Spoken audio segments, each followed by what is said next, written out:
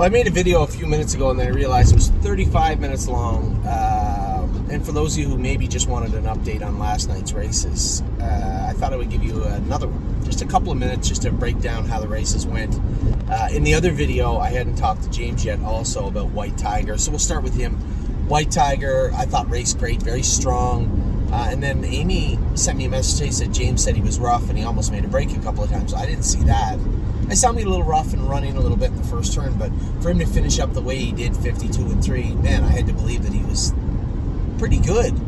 And then I did speak to James. He said, he was rough in places, he said, but he was very strong. So, we're not going to rush out and do a bunch of vet work on White Tiger and look to make changes. Let's let him grow from there, right? And I think that's where we're at with Tiger. I thought he raced well.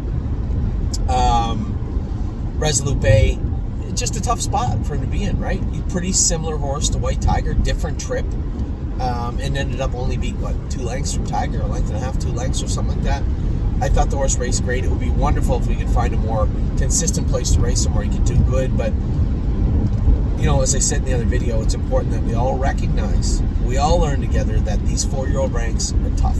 They're very, very hard. So finding a spot for Resolute Bay,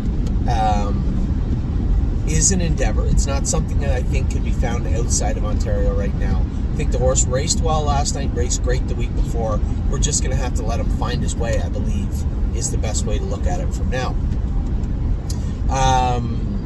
I thought that Nothing But a Dreamer was huge last night. You could see the advancement. That first start, he really needed that bad to get his season going. And then last night you saw progression again, but I don't think we've seen even close to the bottom of Nothing But a Dreamer. I think you're going to see him come on a little bit more. He'll hit his top speed in another 3, 4, 5 starts, I believe. So where Harry goes from here is up to him, as I said in my other video. Maybe the Grassroots is the best spot for him as next start, but we'll see. We'll see about that in the coming days. And then we get to Kemp. I thought Kemp raced great. A lot going on with Kemp. I thought the management of Kemp has been great. Dominic, Michelle, Amy, everybody that has anything to do with Cake, with Unbeatable Kemp has done a tremendous job.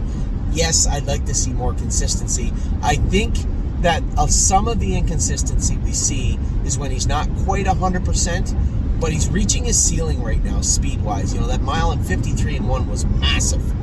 And then I just don't know if you're going to see him go back to that, back every week. You're going to see a variation of that, right? And I think we saw that last night. He wasn't on the top of his game, and there could be a few things in it. I think soundness-wise, he's as good as he's been for a while right now. I was really happy with him. We are going to do some maintenance work on him. I know for my partners, especially on this horse, he's a pretty high-maintenance animal, pretty expensive in that regard. But I think we'll get to a place where he's better. If we can continue to keep him good, sustain him here with hopes of advancement, slow progression, I think that you're going to see a better horse moving forward.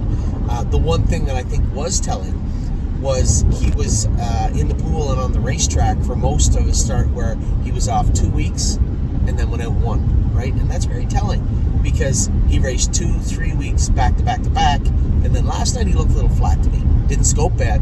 There's no point doing his blood. I don't think there's anything wrong with his blood.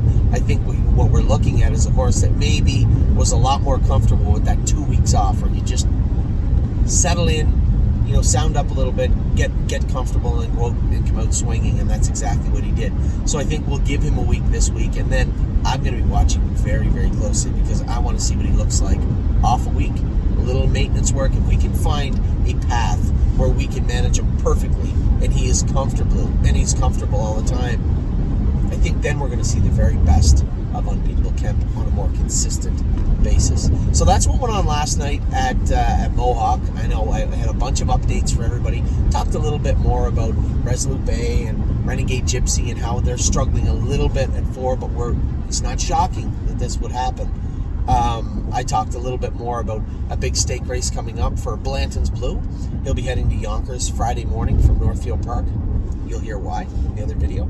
And talked about some of the other updates, minor updates, and where the horses are and what they're doing. Just a really, I keep wanting to almost say stressful, but not super stressful. It's just a very congested time of year. Everything is just so fluid. All these paths are kind of intersecting one another, and whether it's me having to say I'm going to stay and watch my son play baseball and miss swinging Senorita in Kings County, or whether it's, hey, Blanton's Blues got to, instead of just training him, we're going to re-qualify him, send him down to Yonkers, pull the shoes is in at the Meadows, I'm going to qualify as many as I can and rush off to the Meadows to go with her and then come home.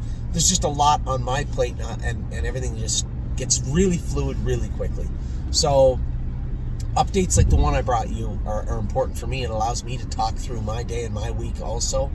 And then an update like this is important also. So with that, this video will be loaded right away. The other one I'll maybe load this afternoon, and you guys can have a listen to that. So with that, I'll let you guys go. I hope you have a wonderful day. It's raining a little bit here in Fort Erie, Ontario, as I get close to crossing the border.